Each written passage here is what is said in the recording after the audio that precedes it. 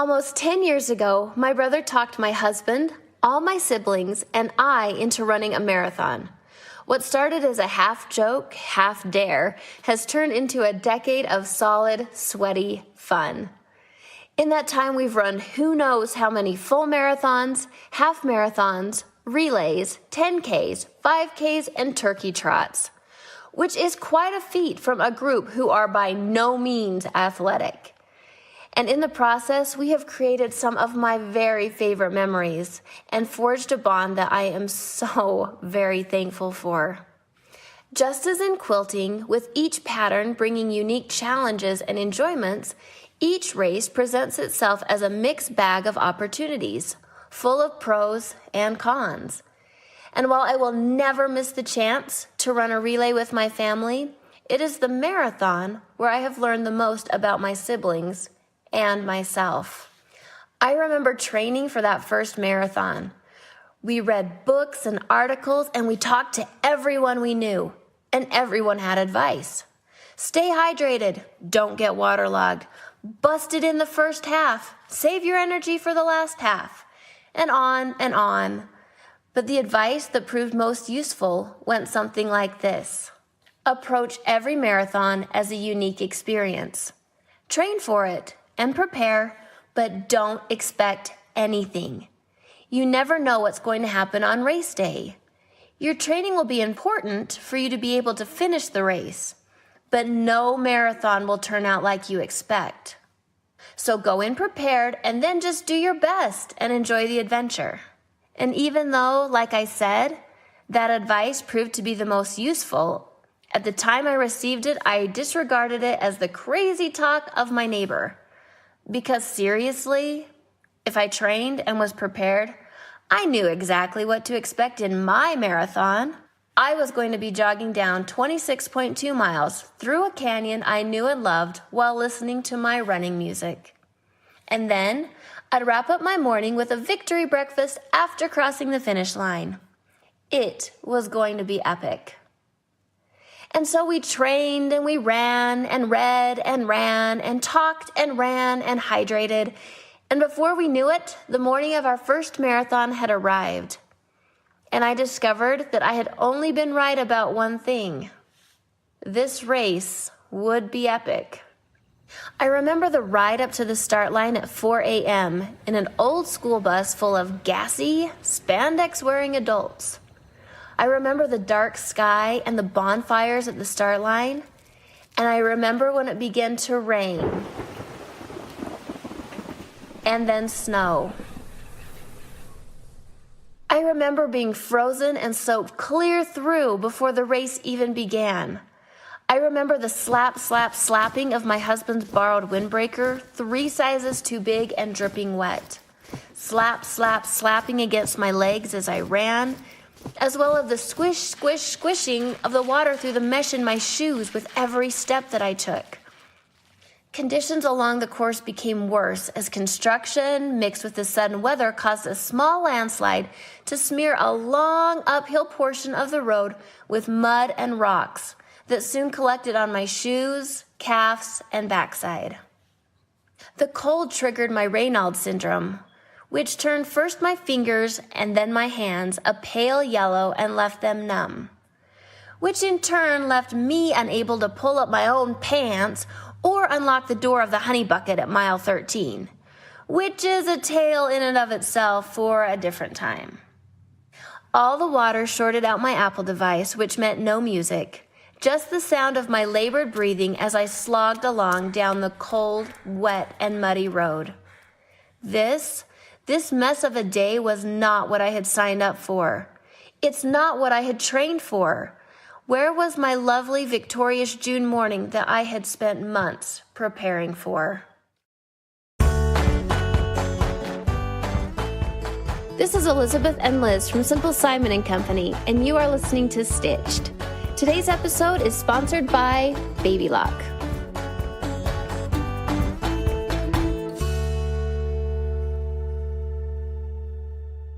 Free samples are a terrific invention. Who doesn't love wandering down the aisle of a grocery store and being offered a free sample of something? Would I like to try these brand new chips? Sure, I would. How about comparing different flavored barbecue sauces? Sign me up. And what about tasting these locally grown organic apple slices? You betcha.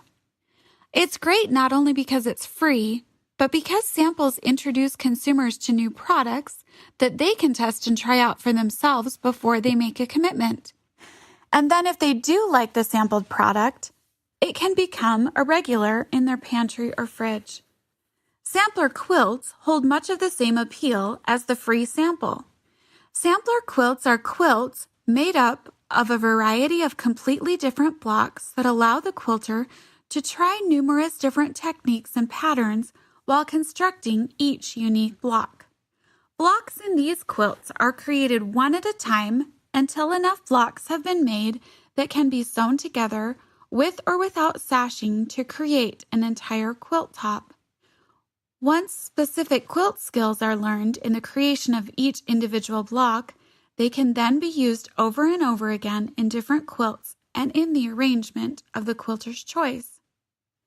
During sampler quilt construction, quilters often find that the techniques used in one or two of the blocks are their favorite, while other techniques or processes are ones that they will probably be avoiding in future projects. Sampler quilts with their non-repeating blocks are great for beginning quilters, those who want to learn new skills, for group quilts where everyone chooses a block they are confident in creating, or for an advanced quilter to simply showcase her skill set.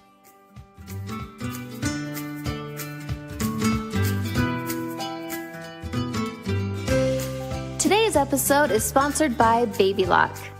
Baby Lock's new Genuine collection features sewing machines that start at just $99.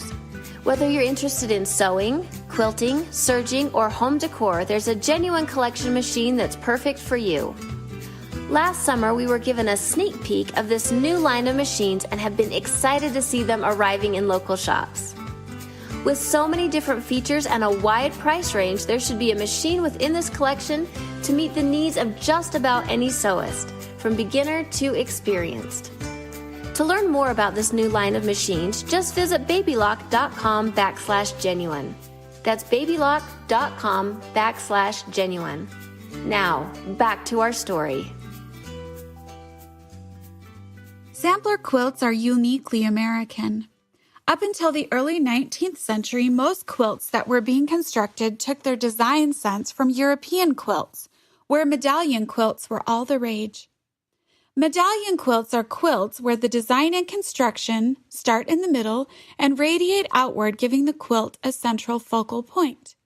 However, beginning in the 1800s, American quilters began laying out quilt designs that featured blocks of the same size, but not always the same pattern. These blocks were laid out in a grid-like pattern, and the use of two different block patterns was a popular design. This grid-like pattern with interchangeable blocks quickly became a staple of quilting and led to the rise of sampler quilts, which are still popular today all over the world. Sampler quilts were originally a very practical quilt for those just learning the art of quilting.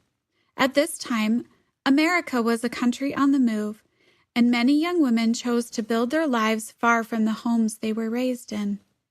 These sampler quilts, which taught them a variety of skills, could be taken with them on their journeys and served as an introduction sheet of sorts to remind them of the different skills and patterns that could be employed in future quilts, even when they no longer had access to the women who had taught them how to create each block. A few of these precious sampler quilts made in the 1800s have survived and can be seen in museums today, but by the turn of the century, their popularity began to fade as the need for quilting began to lessen. However, they experienced a strong resurgence in the 1980s, and today, with the rise of Block of the Month clubs, most quilters have at least one or two of these sampler quilts finished and in their arsenal. Though styles, fabrics, and patterns change, the reason that these sampler quilts have been so endearing hasn't changed much at all. Some of the reasons that we have found make this type of quilt a continued favorite include the variety. At times, quilters find that creating the same block over and over again can be monotonous, but sampler quilts have no two blocks alike. This keeps quilters on their toes, and with a seemingly endless supply of quilt block patterns, sample quilts can be made over and over again without any repeating designs. Sampler quilts are also great for those at any skill level, from novices to advanced quilters. Today, these quilts are a great way for the beginning quilter to try out, practice, and master new quilting techniques. Notwithstanding, they are also a terrific way for an advanced quilter to make a showpiece quilt that highlights her quilting prowess. And finally, sample quilts are a perfect way to use up the scraps that we all have piled up in our sewing rooms. Most sampler blocks only require a small amount of fabric, and the designs lend themselves nicely to a scrappy, colorful look. Nowhere else but in sampler quilts can such a wide range of skill and designs be found. So whether it has been sewn up as a learning tool, a showpiece, a scrap buster, a quilt block of the month club, or a group project, it is no wonder that these sample quilts have survived and thrived in our quilting history for more than 2 centuries. At about mile 15 of that first race, I was ready to call it a day. I was wet, chafing, tired, and frozen stiff. I had trained and studied so hard, but I wasn't prepared for these conditions. I felt defeated, frustrated, and very alone. And then 2 firemen came jogging up from behind. They stayed with me for the next few miles. They made me laugh and changed my attitude. At mile 18, I saw some people up ahead on the side of the road holding a poster that said, "Goonies never say die." And I thought, I bet I'd be friends with those people. As I came closer, I realized I was right. Those people were in fact my 2 sweet friends, standing in the rain with a poster, a Dr. Pepper, and some potato chips. It was the best thing ever. Coming into the finish line, I spotted my dad in the bleachers watching for me. And when I crossed the finish line, there was my husband and brother waiting to celebrate with me.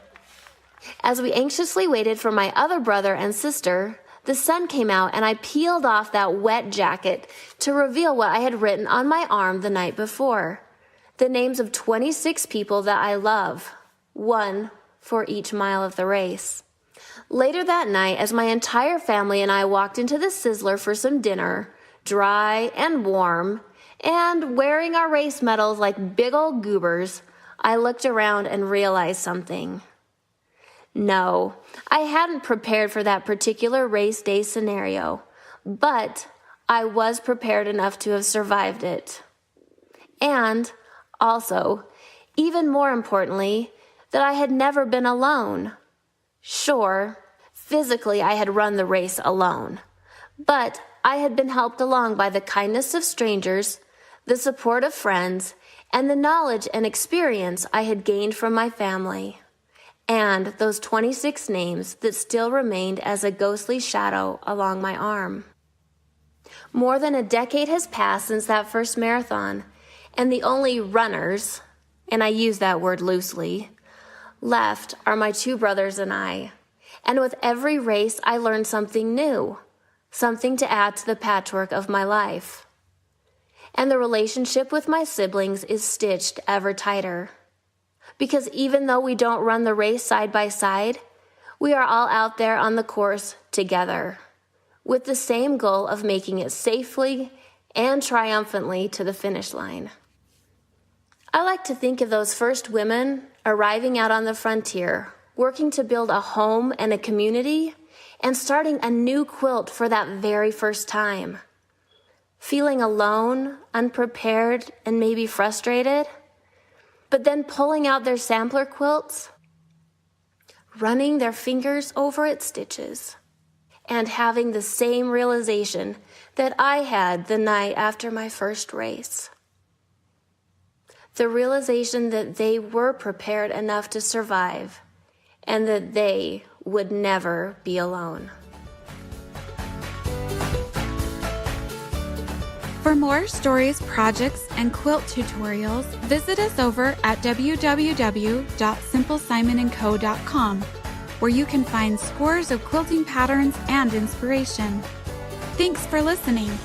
And if you have a minute, please leave us a comment or a review, especially if you're listening on iTunes.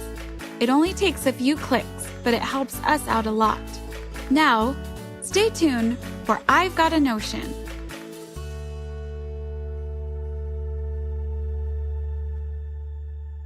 The history of the zipper is a long story that involves a series of inventors.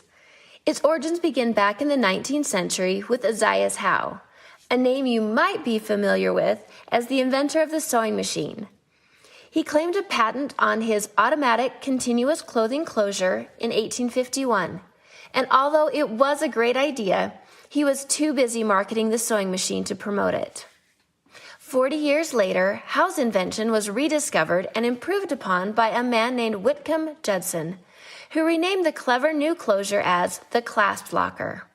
Although it was basically just a complicated series of hook and eye fasteners, it was an improvement on Howe's design.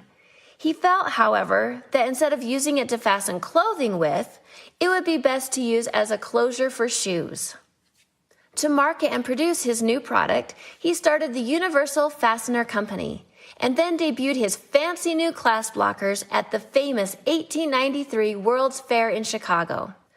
Unfortunately, unlike many of the other ideas shown at this particular World's Fair, such as Cracker Jack, the Ferris wheel, spray paint, and the dishwasher, it didn't enjoy much success. Fast forward 20 years. The Universal Fastener Company, located in Hoboken, New Jersey, was still in business, and working there was a man named Gideon Sundback, who had an idea. Gideon was a Swedish-born immigrant who began working at the factory, became the lead designer, and married the plant manager's daughter. Sadly, when his wife died, Gideon retreated away from the factory and back to his designing table. But that's where he sparked on the idea of how to not only improve upon the fasteners his company was currently making, but how to build the machines needed to create the pieces of his new closures. His idea was brilliant. He took the existing clasp lockers and increased the number of fastening elements from 4 per inch to 10 per inch. Then he gave it 2 rows of interlocking teeth that would latch together with the help of a slider. Gideon received a patent for what he called the separable fastener in 1917, and this evolving closure became the beginning of what we know the zipper to look like today. Soon after receiving this patent, the B.F. Goodrich Company began using Gideon's separable fasteners on the rubber boots they were producing, but decided to call these new fasteners something a little more catchy, and the name zipper was born, and it stuck. However, from the time of the zipper's christening, it would still be almost another 20 years before they would be incorporated into clothing. They were only used primarily for boots and tobacco pouches until, in the 1930s, a campaign was launched that used zippers in children's clothing. These garments were marketed as clothing that would promote children's self-reliance by making it easier for them to dress themselves. And the advertising worked. The next boost that the humble zipper received came in 1937, when French fashion designers announced that zipper flies were the newest tailoring idea for men, and Esquire magazine claimed that the zipper fly would put an end to the possibility of unintentional and embarrassing disarray in men's trousers. From that point on, the zipper's destiny was sealed. Today, zippers can be seen everywhere, on all types of clothing, luggage, shoes, purses, and countless other items.